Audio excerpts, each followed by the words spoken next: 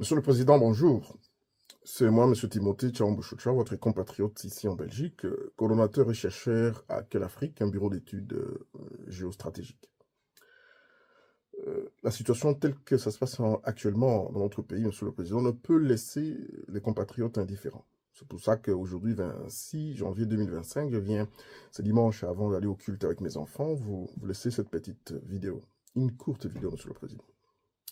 Vous me connaissez par mon franc-parler, Monsieur le Président, et je ne vais pas déroger à la règle. Certaines décisions que vous prenez étonnent énormément et les compatriotes congolais commencent à se questionner énormément sur la portée des décisions que vous prenez. Parce que vous cherchez à inventer la roue, Monsieur le Président, mais la roue a été inventée par vos prédécesseurs. Vos différents prédécesseurs ont inventé la roue. Nous avons les mêmes agresseurs, le Rwanda avec l'Ouganda et le pays de l'EAC. Nous avons le même espace géographique, le même compatriote congolais qui résiste. Vous avez la même armée, le FARDC. Et vous êtes président de la République démocratique du Congo. Alors, posez-vous la question, comment est-ce que Joseph Kabila a pu neutraliser le M23 systématiquement? Par les Quattro, général Etumba, il est là à Kinshasa, à la retraite. Il a été à la DEMIAP. Et le général Olenga, au front, il est là à Kinshasa, à la retraite. Le général Baouma, des opérations avec le colonel Mamadou Ndala, les deux derniers qui sont tombés comme Chirimwami aujourd'hui, qui sont tombés au front, sur le président.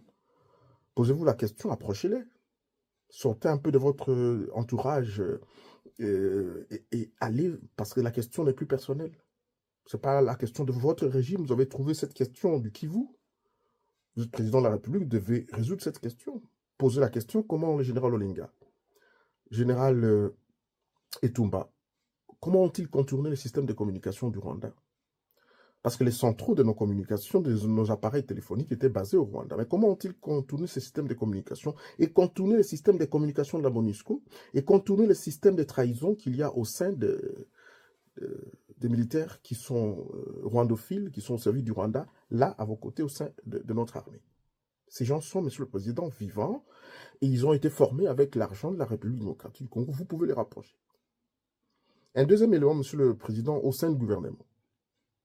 Au sein du gouvernement, il y a un ministre des Affaires étrangères qui a fait condamner l'Ouganda à des milliards de dollars. Il s'apprêtait à faire condamner le Rwanda quand vous êtes mort et on l'a fait partie du ministère des Affaires étrangères. Léonard Chiokitondo est là, Monsieur le Président. Il est là. Il est élu député. Approchez-les.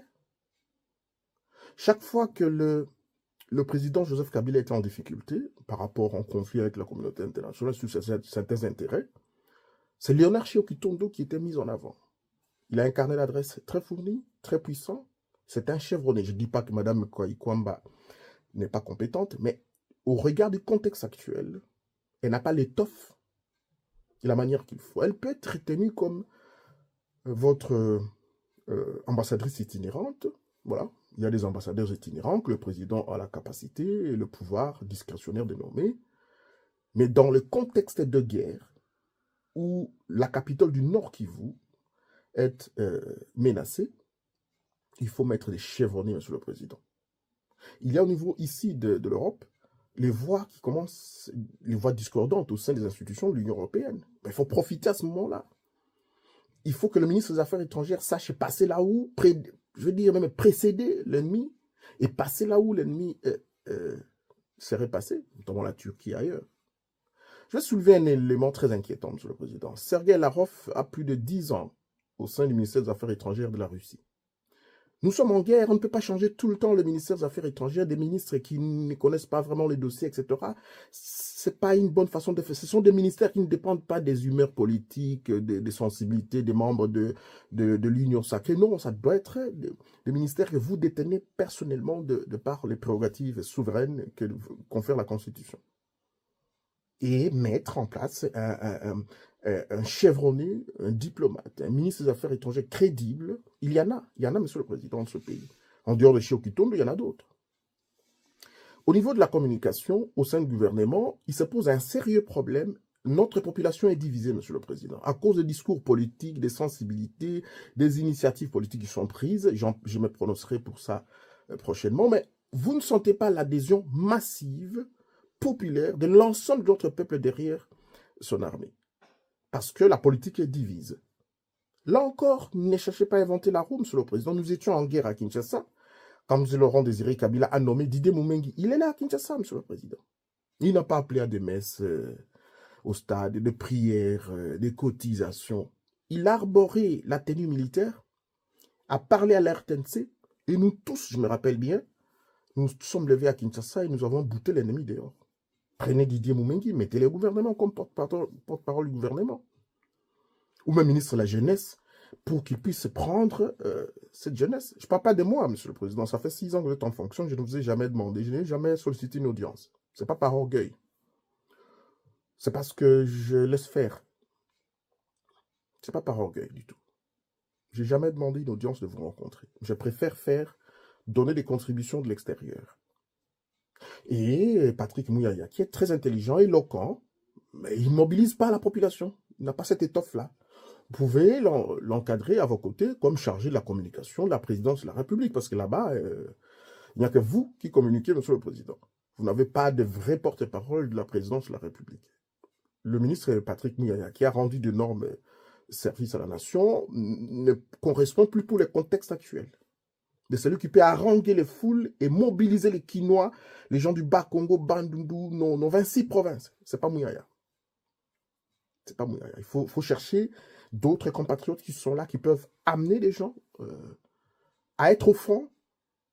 Et un autre élément, monsieur le président, où sont passées nos unités spéciales de commandos? La guerre peut être menée aussi de l'autre côté.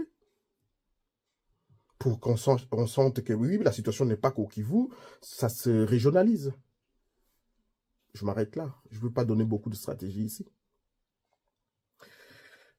Quatrième élément, monsieur le président, c'est que qu'est-ce que nous faisons à l'UAC?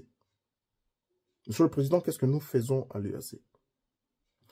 Parce que lorsque nous allons lancer le référendum de la nouvelle constitution, et que ce sera voté, adopté par notre peuple, le territoire, et je rappelle ici que le M23 AFC occupe 70%, 65 ou 70% de la superficie du Nord Kivu, ce qui fait plus de 4 fois le Rwanda, donc c'est tout un État.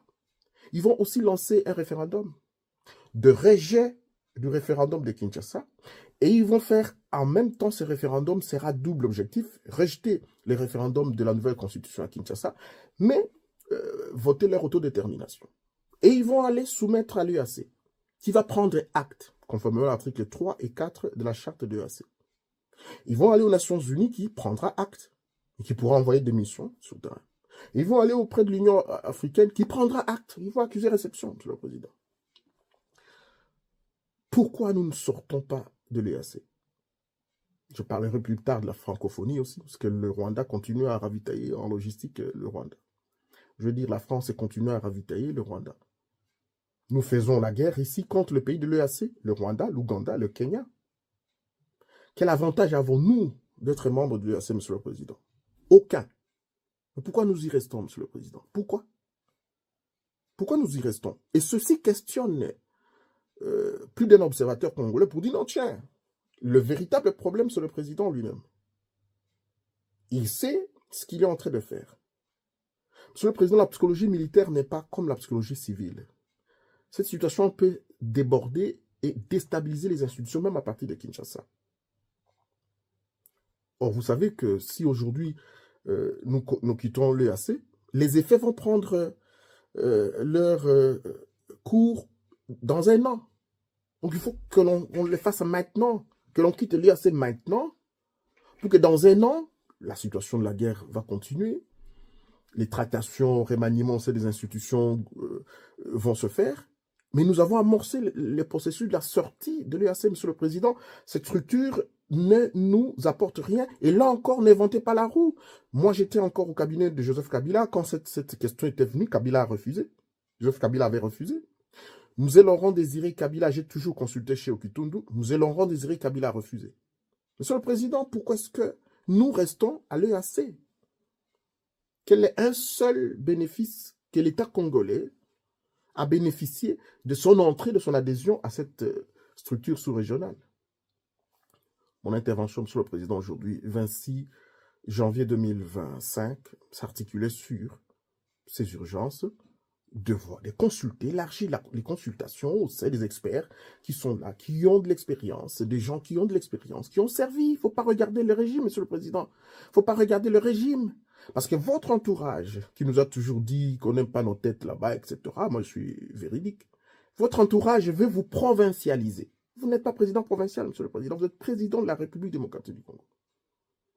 Et donc vous avez hérité aussi de l'actif et du passif de Joseph Kabila. Joseph Kabila a hérité de l'actif et du passif de Laurent Désiré Kabila, qui a hérité de l'actif et du passif du président Mobutu, qui a hérité de l'actif et le passif du président Kasavubu. Il faut que les gens, vos entourages, qui sont mes aînés de nos familles, nous tous nous venons du Kassa, etc., veulent ce cercle-là, Monsieur le Président, il faut le briser. Monsieur le Président, il faut briser votre propre cercle familial, biologique. Famille biologique et idéologique. Ceux qui veulent, Achinchin qui est là, non, Monsieur le Président, vous sortez de là maintenant, il faut sortir. Mettre tout le monde à sa place pour dire, assez, c'est assez. Chacun reste assez à sa place, mais la République, nous devons la sauver. Parce que c'est notre parcelle commune, c'est notre héritage à nous tous. Donc, personne ne peut se prévaloir la propriété. Ici, c'est la gestion. Vous gérez aujourd'hui. Demain, ce sera moi. Après-demain, ce sera quelqu'un d'autre. Et puis, ce sera tel autre. C'est comme ça. Et si nous allons animer de cet esprit, il n'y aura pas opposition, majorité face à la guerre. Nous allons rentrer à nos querelles politiques après, mais lorsqu'on aura bouté l'ennemi dehors, qu'on aura retrouvé l'intégrité de notre territoire. Monsieur le Président, je ne voudrais pas vous prendre beaucoup de temps ce dimanche. Merci infiniment et prenez de bonnes décisions. Vous serez le seul comptable sur ce qui va arriver dans ce pays. Monsieur le Président, au revoir et merci.